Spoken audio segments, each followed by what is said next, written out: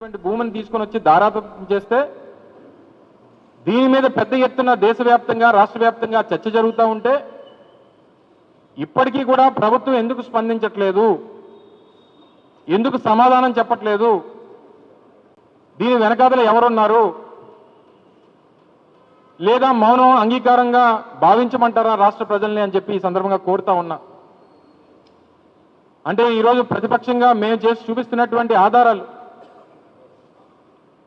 అనేక మీడియా సంస్థలు చూపిస్తున్నటువంటి కథనాలు,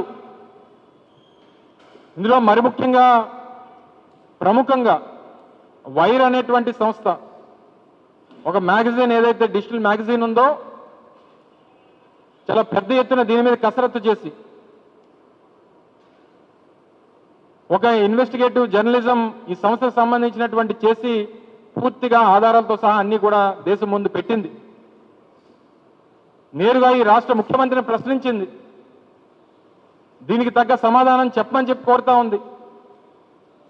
సరే, రాష్ట్రంలో మిగిలినటువంటి కొన్ని మీడియా ఛానల్స్, ఎల్లో మీడియా ఏదైతే ఉందో దీనికి వాళ్ళకి కనబడదు, వినబడదు. మిగిలినటువంటి ఛానల్స్ ఏమన్నా చూపిస్తే వీళ్ళు వైఎస్ఆర్ కాంగ్రెస్ పార్టీకి సంబంధించినటువంటి ఛానల్స్ అన్ని వాళ్ళ మీద ముద్ర వేస్తారు.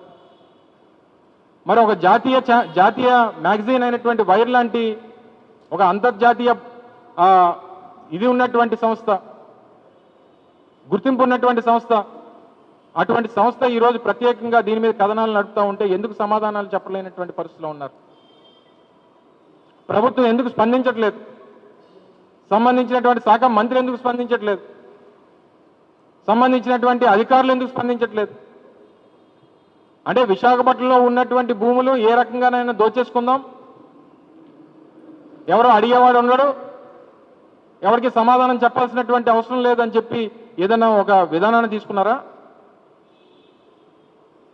అంటే టాటా టీసీఎస్కి 99 పైసలకి ఎకరం చెప్పిన వారికి కేటాయించారు. ఈ ముసుగులో ఈ 56 ఎకరాలు కొట్టేద్దాం అనేటువంటి ప్రయత్నం ఈరోజు తేటతెల్లం అయిపోయింది. ప్రజలందరి ముందు కనబడతా ఉంది. గతంలో అనేక సంస్థలకి, ఐఎంజీ భారత అనేటువంటి ఒక సంస్థకి అప్పుడు కూడా చంద్రబాబు నాయుడు గారు ముఖ్యమంత్రిగా బిల్లిరావు అనేటువంటి వ్యక్తి మీ అందరికీ తెలుసు. ఇలాగే ఊరు పేరు లేనటువంటి సంస్థ తీసుకొచ్చి 400 ఎకరాలు కేటాయించాలనేటువంటి ప్రయత్నం చేసి ఆ రోజు పెద్ద ఎత్తున పోరాటాలు జరిగితే తర్వాత దాన్ని క్యాన్సిల్ చేసేటువంటి పరిస్థితికి వచ్చింది. అంటే ఇటువంటి షెల్ కంపెనీల్ని ఫ్లోట్ చేసి ప్రభుత్వం ద్వారా భూములు కేటాయింపు చేసుకొని తద్వారా కిక్ బ్యాక్స్ అందుకొని ఈ రకమైనటువంటి అవినీతికి పాల్పడేటువంటి పరిస్థితులు ఈరోజు రాష్ట్రంలో కనబడతా ఉన్నాయి. ప్రభుత్వం దీని మీద సమాధానం చెప్పాలి, స్పందించాలి, ప్రజలకు ఉన్నటువంటి అనుమానాలను నివృత్తి చేయాలి. ఇందులో అడ్డంగా దొరికిపోయినటువంటి తెలుగుదేశం పార్టీ, వారితో పాటు ఉన్నటువంటి కూటమి పార్టీలు వారితో జతకట్టాయా, లేకపోతే వాటాలు పంచుకున్నాయా, లేకపోతే తెలిసినా తెలియనట్టు ఊరుకున్నాయా, వీటన్నిటి మీద సమాధానం చెప్పాలని చెప్పి ఈరోజు వైఎస్ఆర్ కాంగ్రెస్ పార్టీ డిమాండ్ చేస్తూ ఉంది. కేవలం రెగ్యులేటరీ పర్మిషన్స్ కోసం ఏదో హైదరాబాద్లో ఒక అపార్ట్మెంట్ని అద్దెకి తీసుకొని, లేదా వారికి సంబంధించినటువంటి చుట్టాలు, వాళ్ళ రిలేషన్స్ ఎవరైతే ఉన్నారో వారి ఇల్లుని వారి అడ్రస్ కింద చూపించి శేర్లింగంపల్లిలో ఉన్నటువంటి ఒక అపార్ట్మెంట్లో ఈ ఆఫీస్ ద్వారా 5,000 కోట్ల రూపాయలు పెట్టుబడులు అంటున్నారు. ఇప్పటి వరకు పోనీ ఈ సంస్థ, ఈ ఉర్సా క్లస్టర్స్ అనేటువంటి సంస్థకి ఇప్పటి వరకు ఏదన్నా ఎంప్లాయీస్ ఉన్నారా దీని మీద అంటే ఒక్క ఎంప్లాయీ కూడా లేడు. పోనీ దీన్ని స్థాపించినటువంటి ఇద్దరు డైరెక్టర్స్ ఎవరైతే ఉన్నారో ఇద్దరు కూడా ఎన్ఆర్ఐస్.